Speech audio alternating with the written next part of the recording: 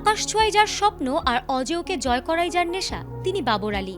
হিমালয়ের একের পর এক দুর্গম শৃঙ্গ জয় করে বাংলাদেশের পতাকাকে বিশ্বমঞ্চে অনন্য উচ্চতায় নিয়ে যাচ্ছেন এই তরুণ।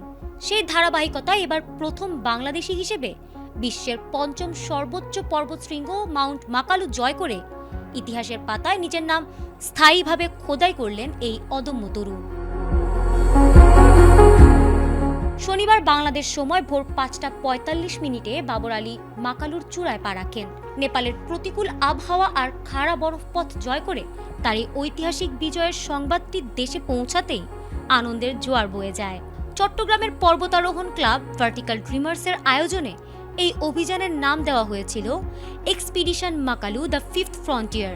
চূড়ায় আরোহণের এই দীর্ঘ ও দুর্গম যাত্রায় বাবরের ছায়াসঙ্গী হিসেবে ছিলেন অভিজ্ঞ নেপালি গাইড আংকামি শেরপা। বাবর আলীর এই অর্জন বাংলাদেশের পর্বতারোহণ ইতিহাসে এক অনন্য শ্রেষ্ঠত্ব। তিনি এখন প্রথম এবং একমাত্র বাংলাদেশী হিসেবে বিশ্বের ৮০০০ মিটারের বেশি উচ্চতার ৫টি পর্বতশৃঙ্গ আরোহণের রেকর্ডধারী। পেশায় চিকিৎসক বাবর আলীর পাহাড় জয়ের নেশা শুরু হয়েছিল অনেক আগে থেকেই। ২০২৪ সালে তিনি একই অভিযানে এভারেস্ট ও লোৎসে জয় করে দেশবাসীকে চমকে দিয়েছিলেন। এরপর ২০২৫ সালে অন্নপূর্ণা ১ এবং মানাসলু জয় করেন। বিশেষ করে মানাসলু অভিযানে কৃত্রিম অক্সিজেন ছাড়া চূড়ায় আরোহণ ছিল এক অতিমানবীয় কৃতিত্ব। চট্টগ্রামের এই কৃতি সন্তান কেবল একজন পর্বতারোহী নন, বরং তার যাপিত জীবন সাহসিকতার এক জ্বলন্ত উদাহরণ। পেশাগতভাবে এমবিবিএস পাশ করা একজন চিকিৎসক হয়েও সাদা অ্যাপ্রন আর স্ট্যাথোস্কোপ ছেড়ে তিনি বেছে নিয়েছেন হাড় কাঁপানো ঠান্ডার দুর্গম গিরিপথ।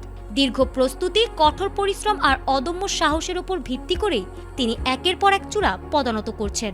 মাকালু জয়ের মাধ্যমে বাবর প্রমাণ করলেন, লক্ষ্য যদি স্থির থাকে তবে প্রতিকূল প্রকৃতিও হার মানতে বাধ্য। বাবর আলীর মূল স্বপ্ন হল বিশ্বের ১৪টি ৮০০০ শৃঙ্গই জয় করা। মাকালু জয়ের মাধ্যমে তিনি সেই লক্ষ্যের ৫টি ধাপ সফলভাবে সম্পন্ন করলেন। তার এই অবিশ্বাস্য ধৈর্য ও সাহস প্রমাণ করে দৃঢ় ইচ্ছা থাকলে যে কোনো প্রতিকূলতা জয় করা সম্ভব। বাবর আলীর এই বিজয় কেবল একজন ব্যক্তির নয়, বরং হিমালয়ের বুকে বাংলাদেশের সক্ষমতার এক উজ্জ্বল দৃষ্টান্ত। ফারহানা হক, এটিএন বাংলা।